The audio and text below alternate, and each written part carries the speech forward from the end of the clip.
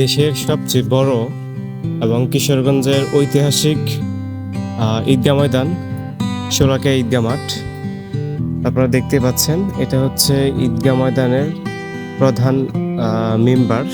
সামনে যেটা দেখতে পাচ্ছেন আপনারা, এটা হচ্ছে প্রধান মেম্বার। আর মাঠটা তো দেখতেই পারতেছেন আপনারা, চারোদিকে হচ্ছে আপনার করা বাউন্ডারি দেওয়া ওয়ালের, ঠিক আছে। এই চারদিকে ওয়ালের বাউন্ডারি করা, আর ভেতরে অনেক বড় বড় গাছগাছালি আছে। নর্মাল দিনগুলাতে গরু ছাগলগুলো এভাবে চড়ে রাখে, ঘাস খায়। আর আমার কাছে একদম সেন্টারে দাঁড়িয়ে মনে হচ্ছে আগের থেকে অনেকটা সংকীর্ণ হয়ে গেছে এই মাঠটা। মানে দেখলাম যে এই শোলাকিয়া ঈদগাহ ময়দান ছাড়াও কিন্তু আদার যে গাজীপুরের দিকে বেশ কয়েকটা ঈদগাহ ময়দান আছে, ওইগুলাও কিন্তু এটার থেকে মানে ছোট না কোনো অংশে। কিন্তু এটা কেন যে দেশের বড় এবং বিখ্যাত হলো বুঝলাম না।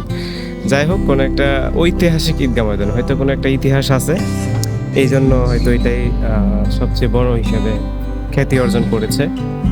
আর আমার মনে হয় এই প্রধান মেম্বারটার পিছনে হয়তো আরও ছিল, ঠিক আছে, আরও অনেকটা জায়গা জুড়ে মাঠ ছিল। তো ওই মাঠটা সম্ভবত এখন গরুর হাট দিয়ে দিয়েছে, ঠিক আছে, গরুর হাটের জন্য বরাদ্দ করে রেখেছে। তো যাই হোক, এই ছিল আমাদের কিশোরগঞ্জের ঐতিহাসিক শোলাকিয়া ঈদগাহ ময়দান।